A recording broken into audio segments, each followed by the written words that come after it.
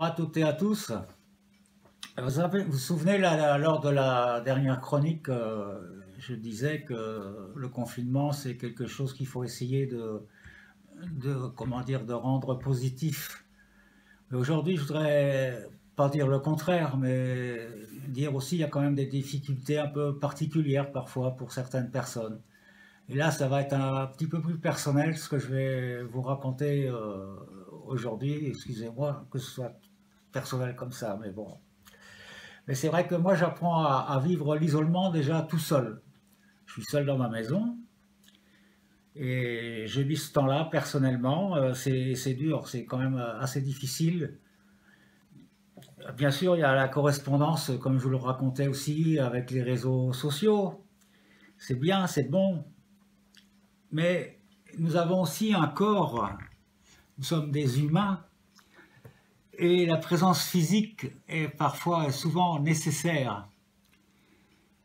On devine mieux, quand on voit l'autre comme ça devant soi, on devine mieux comment il réagit, parce que quand il écrit, on ne voit pas son visage.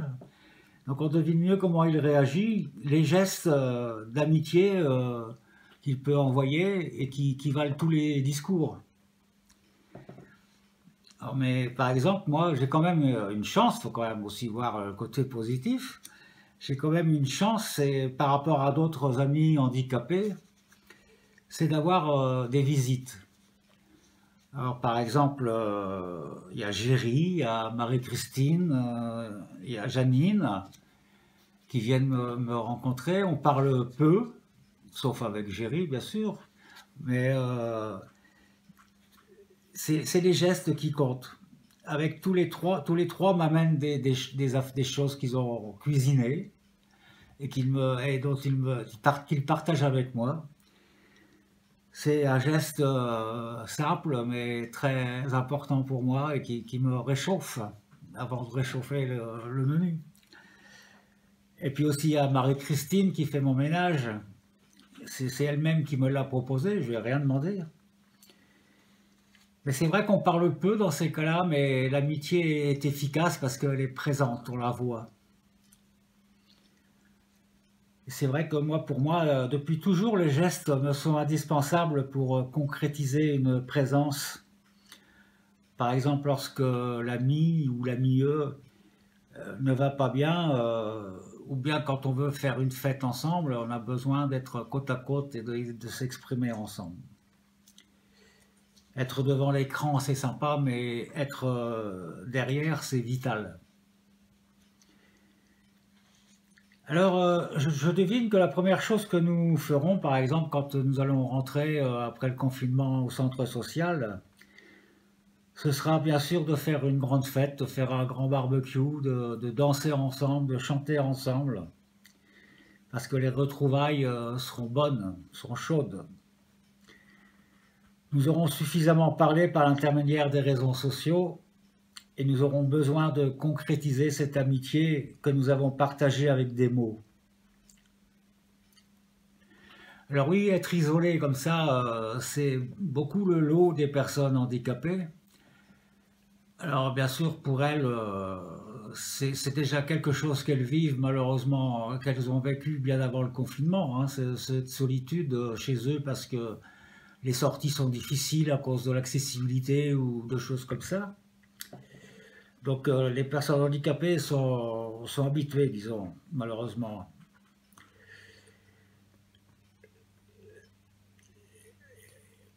Et c'est vrai que je vous ai déjà raconté aussi comment le CCAS de Valenciennes avait supprimé tout ménage chez moi, comme chez les autres amis handicapés.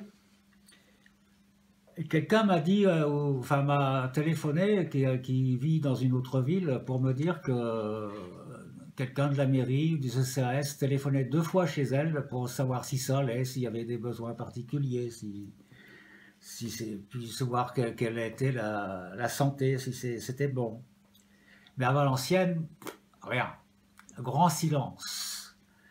Grand silence. C'est le vide.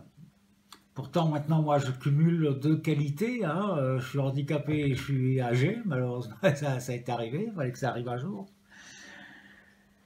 Mais je n'existe plus pour le CCAS. Il m'a rayé des personnes vivantes à Valenciennes. Je ne sais pas, je suis devenu néant pour le CCAS.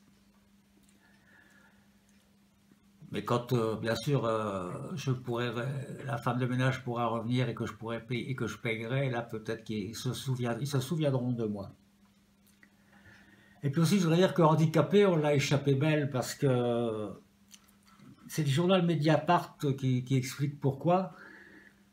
Il dit dans un de ses articles que le ministre de la Santé, Olivier Véran, a souligné que les personnes atteintes de handicap doivent bénéficier des mêmes soins que le restant de la population, refusant même d'imaginer, ce ministre, un tri des patients handicapés parmi ceux qui sont atteints du coronavirus.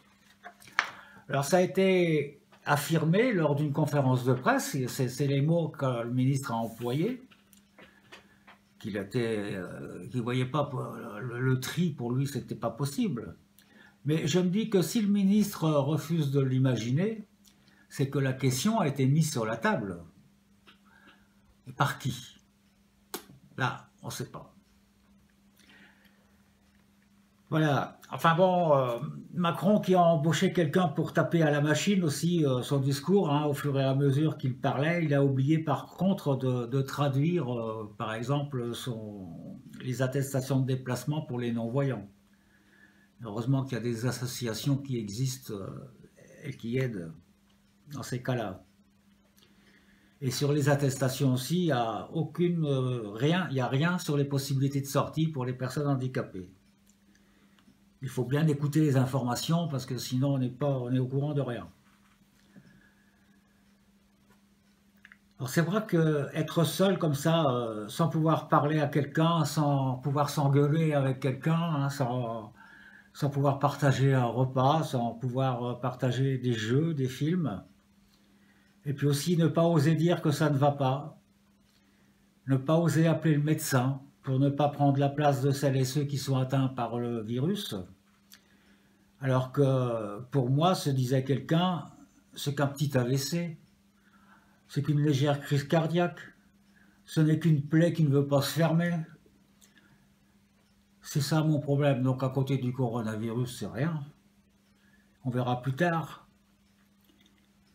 Et c'est vrai que c'est souvent ce qui se passe lorsqu'il n'y a personne pour obliger quelqu'un, c'est quelqu'un qui est seul à se soigner ou à appeler le 15. Mais voilà, bon, je vais m'arrêter là parce que sinon c'est une déprime qu'on va partager tous ensemble et ce serait pas bon en ce moment. Voilà, je vous remercie, puis à la prochaine. Au revoir.